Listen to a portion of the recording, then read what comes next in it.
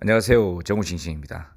그동안 코로나로 2년 동안 전 세계가 암울했지만 올해도 어김없이 저렇게 벚꽃은 피고 있습니다.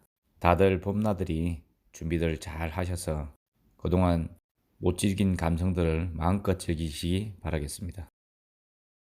지금 보시는 영상은 D조선소에서 진행하고 있는 해양 프로젝트에 들어가는 비철 파이프의 마지막 파이널 검사를 하고 있습니다.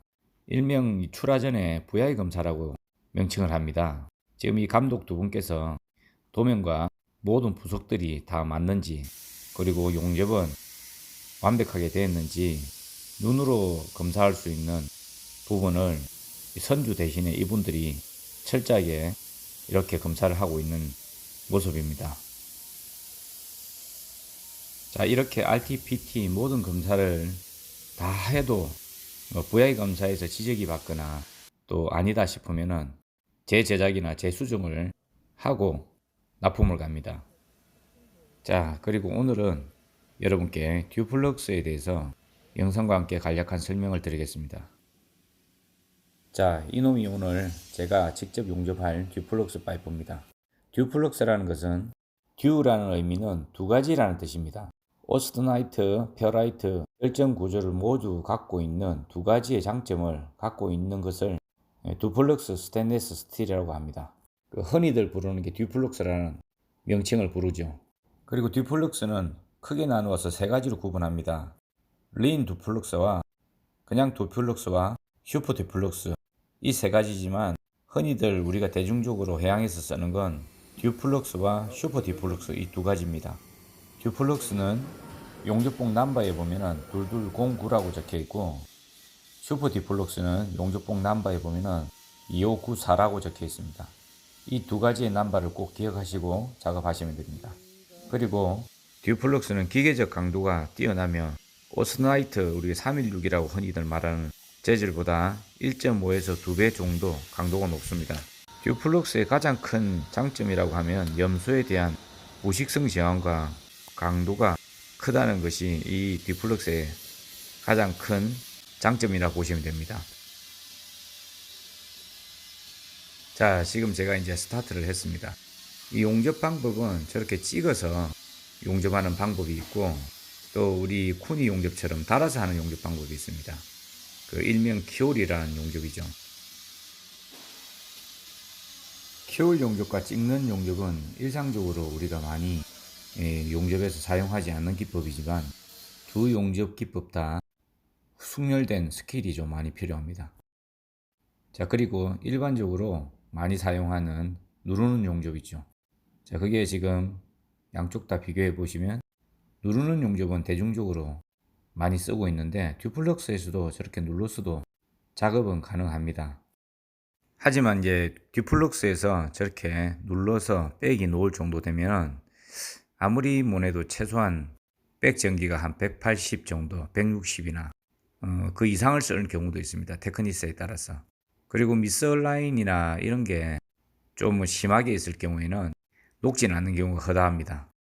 그리고 이제 듀플럭스에서는 과이별이나 높은 전기를 초청을 사용할 경우에는 이 재질의 특성을 다 잃어버리거나 기능에 쓰이지 못할 제품으로 됩니다.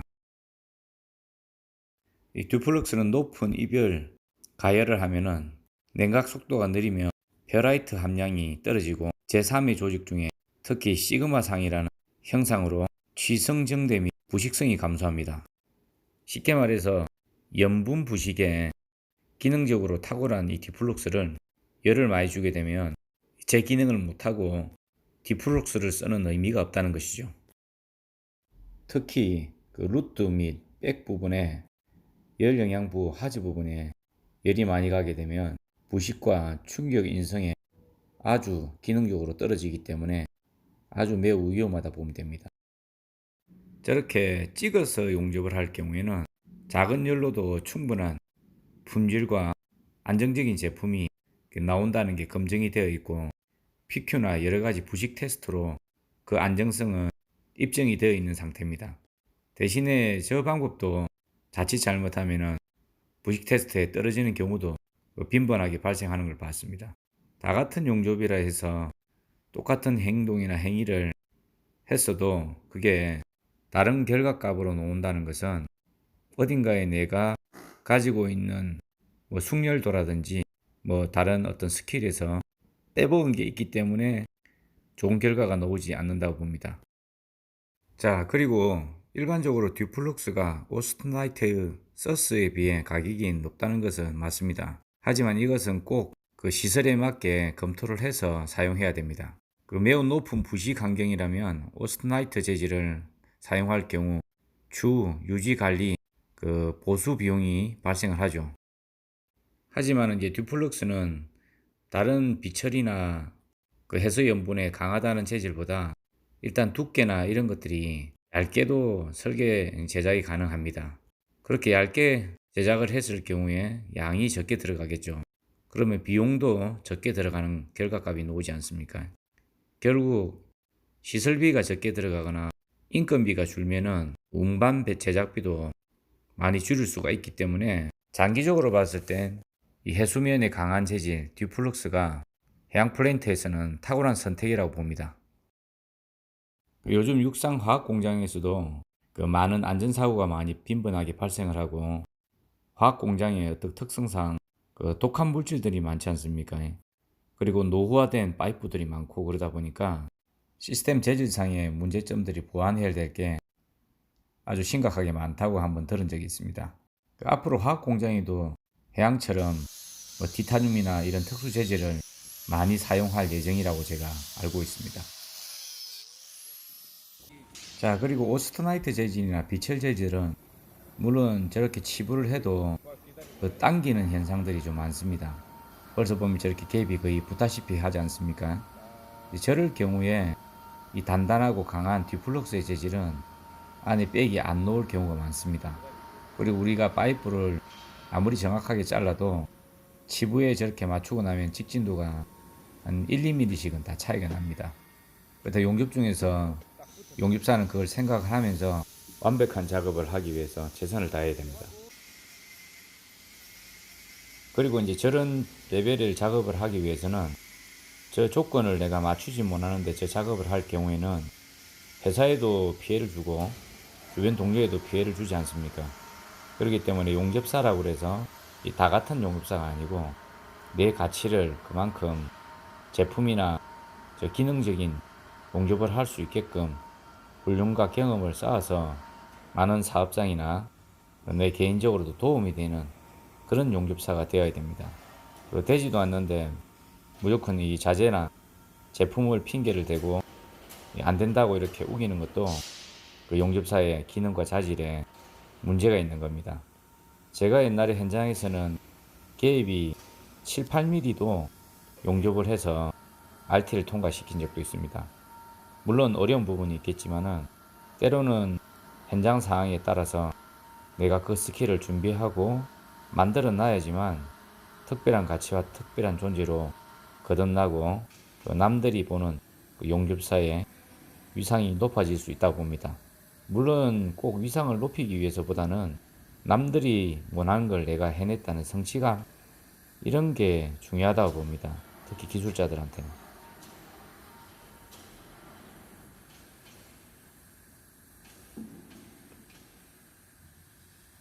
자, 이제 백 용접은 이제 끝났습니다. 자, 저렇게 살짝 이어놓고 그라인더로 얇게 파서 한 번 더 열을 줘서 내려앉혀서 이음새를 스무스하게 만들어주는 게 또 기술이죠. 저 부분에서도 보통 니피아가 많이 발생합니다. 꼭 디플룩스가 아니더라도 다른 재질에도 그 이음새 부분에서는 잎이 과다하게 빽이 나온다든지 LF 그 다음에 빽이 빨리는 현상도 있고 또 빽이 안 나오는 여러 가지 니피아가 저 부분에 많이 발생합니다. 다른 부분은 보이는 곳은 문제가 생기면 그 파가지고 다시 재용접을 하면 되지만 저렇게 마지막 부분은 보이지 않는 곳이 많지 않습니까? 그래서 용접의 그 진실의 순간이라고도 어떤 선배님은 얘기를 하더라고요. 그 저 누르는 스킬에 따라서 기량이나 기능의 차이를 어느 정도 평가를 할 수 있죠.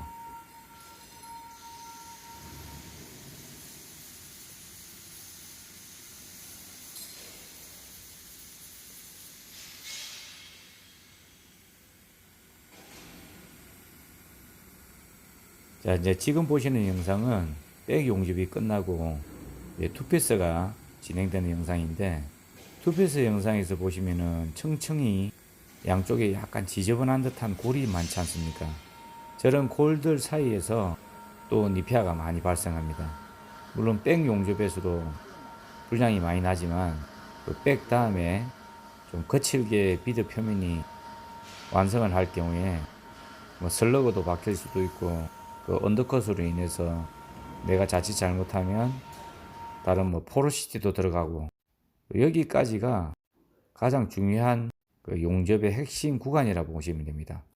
또 너무 과하게 열을 많이 주면 백이 많이 나올 수도 있습니다. 그 투피스에서도 조심해야 될 구간이 상당히 많습니다. 지금 좌우로 보면 이빙을 하지만 여기서도 자칫 잘못하면 백이 더 많이 내려앉는 경우도 발생을 합니다. 지금 보시면 슬러그가 막 돌죠. 저게 앞에 1차 백에서 슬러그들이나 게재물들이 열에 의해서 다시 솟아 올라오는 모습들입니다. 용접 중에 저게 내가 보고 판단할 수 있는 게 아니라서 저런 부분은 다음 초청에 용접 시에 가끔 가다가 발생을 하는데, 그래서 클리닝도 자주 해주고 저런 게재물이 나왔을 때 그라인더도 부지런하게 할 수 있어야지만 그 불량 리스크를 최소한 이렇게 줄일 수 있는 행위가 되는 겁니다.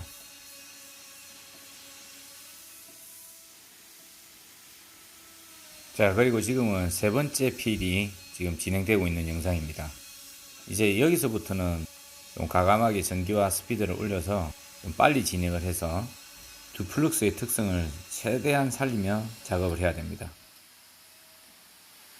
자, 그리고 듀플럭스 주요 화학 성분에 대해서 간략하게 말씀드리겠습니다. 듀플럭스는 그 UNI 넘버라는 게 있습니다. UNI 넘버가 S31803입니다. 듀플럭스는 크게 크롬하고 니켈하고 몰리볼덴 이 세 가지가 주요 포인트라고 보시면 됩니다. 크롬은 원소 기호가 CR입니다. 최소 약 10에서 11% 함량으로부터 그 산화크롬, 산화보호 피막을 형성하여 그 금속이 부식되거나 녹발생을 방지합니다. 그리고 니켈, Ni, 페라이트 조직에서 오스터나이트 조직을 생성시키는 주요 인자죠. 금속 내에 제3의 해로운 조직인 생성되는 것을 예방하는 역할을 합니다.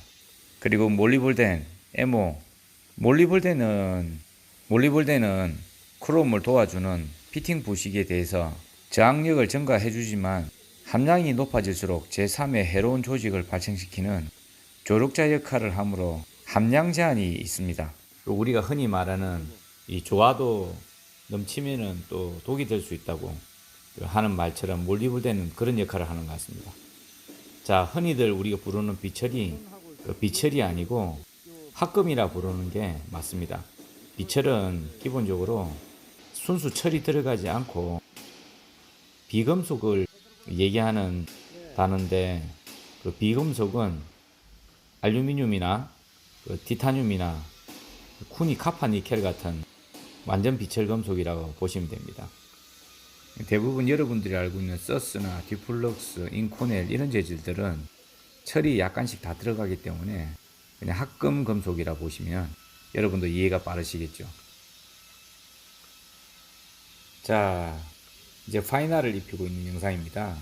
저도 이렇게 용접을 자주 하는 편이 아니라서 몇 달에 한 번, 뭐 급할 때는 뭐 몇 주에 한 번씩도 용접을 합니다만은, 그래도 이렇게 몸에 몇 수십 년 동안 해왔던 일이라서 어떤 쇳물이나 어떤 상황이 접해졌을 때 조금은 느릴 수는 있어도 거진다 이렇게 완벽하게 할 수 있는 것 같습니다. 너무 잘난 체해서 죄송합니다. 기술은 이렇게 몸으로 익히는 거기 때문에, 그래서 처음 할 때 습관이 굉장히 중요하다고 제 개인적으로도 생각하고, 제가 가르치는 우리 동료들한테도 기초에 대해서 항상 주입하고 되새김질하고 그렇게 합니다. 제가 8인치 이 한 포인트 떼우는데 대략 1시간 정도 좀 안 걸린 것 같아요. 아무래도 이제 샵이다 보니까 좀 이렇게 능률을 낼 수가 있겠죠. 그리고 지금 파이널은 피치를 좀 작게 했습니다.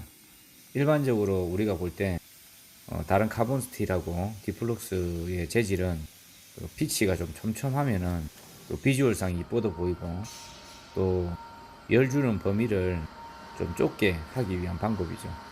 일단 그러면은 위빙 피치가 좀 빨라야 되겠죠. 자, 그럼 이제 백을 한번 확인해 보겠습니다. 높이는 좀 높은 곳은 한 2mm 정도, 작게는 뭐 한 1.5mm 정도 균등하게 잘 나왔더라고요. 한 군데 정도 그라인딩을 좀 해서 수정을 했습니다. 아직 그래도 어느 정도는 살아 있더라고요. 아무래도 이제 나이가 드니까 눈에 노안도 오고 또 손발이 어떤 옛날같이 않은 민첩성이 좀 많이 떨어지고, 그래서 옛날 같은 실력은 좀 나오진 않아도 그래도 아직은 현업에서는 써먹을 수 있을 정도는 되더라고요. 우리가 보통 테크니스마다 다르지만은 저 백 높이도 제한이 있습니다. 최대 3mm에서 3.5mm를 넘어가면 안 된다는 규정이 있습니다. 자, 저 부분이 약간 누른 자리입니다. 스무스하게 잘 눌러진 것 같습니다. 염새도 그렇죠. 아무래도 이제 이 디플럭스 특성상 저렇게 찍으니까 촘촘한 결이 생기죠. 일정한 패턴으로 홀을 유지하면서 찍으니까 그 넓이와 높이, 그 청의 어떤 사이사이에 그 거리, 이런 것들이 거의 일정하죠, 그렇죠? 자, 오늘은 디플럭스 설명을 여기까지 했습니다. 자, 그리고 작년에 입사한 우리 조공 중에 하나가 이제 드디어 1년 가까이 되는 시점에 이제 용접사 이제 진급을 해서 본격적으로 용접을 이제 한 2달 정도밖에 안 됐지만은 이 친구의 마음가짐이나 가벼운 인터뷰 한번 들어보겠습니다.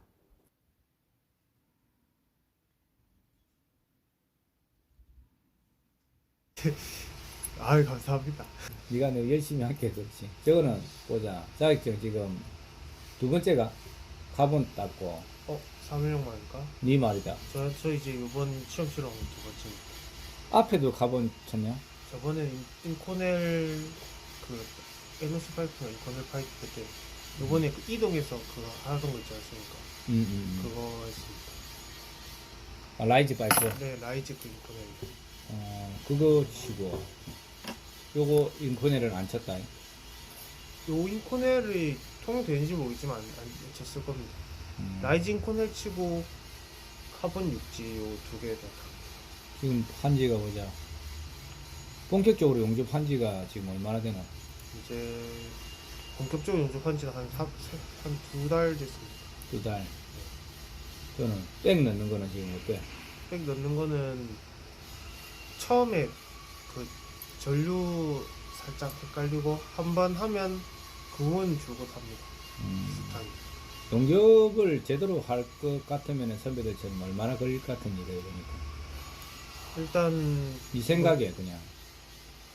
행님들, 테딩이나 행님들 같은 클래스는 모르겠는데 경태형 정도 될락하면 용접 빡세게 해서 한 1년에서 1년 반 정도 미친듯이 용접만 하면 그 정도까지는 가지 않을까 생각을 했습니다. 두 가지 다 이렇게 완벽하게 하는데 시간 얼마나 걸릴 겁니까?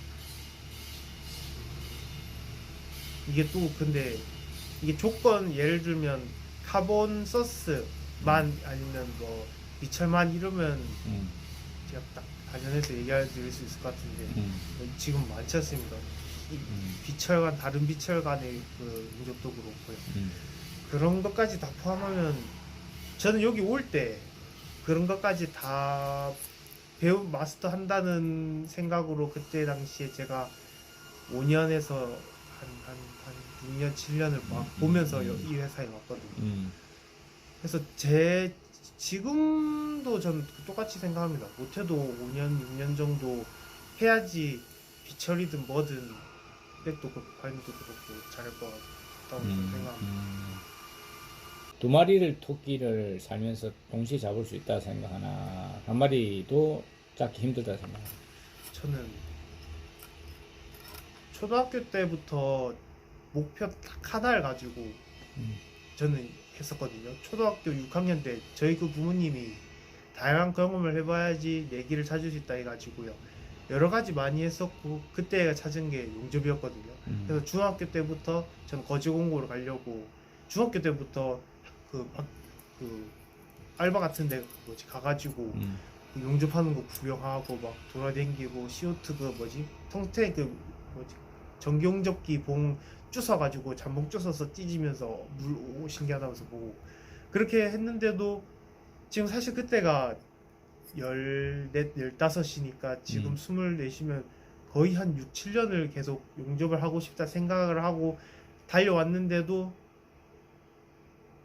그 뭐지 생각한 것만큼 이상으로는 안 되더라고요. 그거 보면 진짜 하나의 그걸 찾기도 저는 벅차고 그렇게 달려오고 있는데 두 마리는 사실 말이 안 되죠. 하나도 지금 못 하고 있는데 하나를 잡아야지 두 개도 잡고 세 개도 잡는다고 생각합니다. 동시에 두 개는 말이 안 되는 거죠. 일단 하나를 잡아야죠. 그게는 힘들다. 하나씩 잡다 보면 두 마리뿐만 아니고 한 세네 마리, 10마리도 잡을 수 있다 생각합니다. 나중에 어느 정도 일치월장하면 예. 그래. 나중에 용접을 통해서 이제 얻고 싶은 게 뭔데? 저는 용접을 하면서 저는 사실 옛날부터 좋아했었던 게 칭찬받는 거 좋아하고요. 잘한다. 너가 진짜 잘한다. 이 얘기 듣는 걸 좋아하거든요. 근데 다른 데는 열심히 하면 잘한다 소리를 들었는데 용접은 워낙 고기능자도 많고 하니까 여기서 이 바닥에서 잘한다 얘기 들을 정도의 실력을 일단 갖추고 싶습니다. 누구 잘하는데 이 사람 잘한다 일 잘한다 이 정도는 해야 된다고 생각하고 그렇게 달려오고 있습니다. 힘들 때는 없나? 힘들 때요. 그럼 포기하고 싶을 때. 저는 요즘은 뭐지 특히 원 없이 물만 보고 싶다 이 생각할 때 약간 조금 힘듭니다. 저희가 워낙 작업이 다양하다 보니까 뭐 예를 들면 뭐 수정도 갈 수 있고 뭐도 갈 수 있고 하는데 뭔가 집중해 가지고 하나만 일단 뭐 딱히 근데 힘든 건 없습니다. 그냥 용접이 재미고 용접을 하고 싶은 것밖에 없습니다. 한 며칠 용접만 해본 게 기분 좋구나. 기분 째지죠. 그래? 뭐 근데 사실 저는 그 생각을 하거든요. 제가 여기서 용접을 하고 있는 게 맞나? 행님들도 있지 않습니까? 특히 성모 행님 그리고 성민이 형. 그래가지고 저희 요번에 28일날 시험 치지 않습니까? 그래서 약간 다행이다 좋다 생각했었던 게 일단 첫 번째로 혼자서 그냥 하다 보면 약간 흘러가는 것 같은 약간 느낌이 들었는데 당연히 흘러가는 네. 시계처럼. 네. 근데 저는 경쟁 컨텐츠 경쟁 이런 거를 좋아하거든요. 근데 시험을 치면 특히나 이번에 사람이 또 8명, 10명 되다 보니까 경쟁심도 들고요. 저는 뭐 올라갈 수도 있고 떨어질 수도 있는데 전 이런 게 좀 재밌습니다. 그리고 사실 여기서 이렇게 뭐 누적이 가다 보면 늘겠지만 성장의 폭도 다르다고 저는 생각합니다. 그래서 여러 명에서 경쟁하면서 요즘 그 형님들 하는 거 봐가지고 형님 저거 잘하시네요. 저거 해야겠다 해서 저거 연습 일부 막 더 열심히 연습해가지고 나 조금 하다가 또 성민이 형 가면 성민이 형은 백을 잘 넣으시네. 어제 육지 백 넣었는데 링백 냈다더라고요. 와 형님은 육지 한 지 얼마 안 됐는데도 백 잘하시네요. 백 어떻게 하는지 보고 하고 요런 거는 좋은 것 같습니다. 그래. 어쨌든 한번 보자. 뭐 경쟁은 스스로의 어떤 고통도 있지만 어떤 사람한테는 발전이 되는 하나의 토석이기도 하고 재료이기도 하고 뭐 그렇지. 잘 보자. 일단은 뭐 니도 하다가 치고 올라오면은 떨어질 수도 있다. 어제도 자들 12시까지 둘이 하고 가더라고. 그것도 어제 피곤하다 하면서 얘기하더라고요. 그런데 그런 피곤함은 또 개운하잖아. 맞습니다. 자, 오늘은 여기까지 영상을 준비했습니다. 여러분들 도움이 되셨는지 모르겠습니다. 앞으로도 이 영상을 제작하는데 도움이 될 수 있도록 많은 응원 부탁드리겠습니다. 안녕히 계십시오. 다음 시간에 뵙겠습니다.